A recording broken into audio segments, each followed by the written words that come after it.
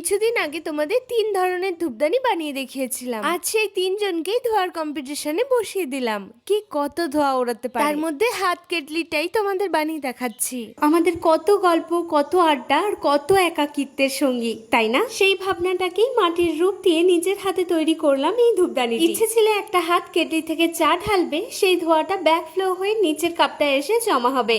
ঠিক যেমনটা আমরা চেয়েও অনেক সময় আমাদের পুরনো স্মৃতিগুলোকে ধরে রাখতে চাই, কিন্তু জীবন তো সবসময় নিজের মনের মতন চলে না। যে বিশেষ ধূপটা ভেবেছিলাম সেটা ভারী হয়ে নিচের দিকে নেমে আসে, সেটা শেষ মুহূর্তে খুঁজে পেলাম না। ধূপটা কাপে না পড়ে মেঘের মতন উপরের দিকে উড়ে যেতে লাগলো। সত্যি বলতে মনটা একটু খারাপ হয়ে গিয়েছিল। মনে হচ্ছিল এত খাটনি, এত সুন্দর একটা পরিকল্পনা আর হলো না। কিন্তু ধূপদানিটার দিকে তাকিয়ে থাকতে থাকতে একটা অন্য উপলব্ধি হলো, জীবনটাও তো ঠিক এই ধোয়ার মতোই। আমরা যে পরিকল্পনা করি, যা নিচে ধরে রাখতে চাই, সবসময় তা বন্দি থাকে না। কিছু জিনিস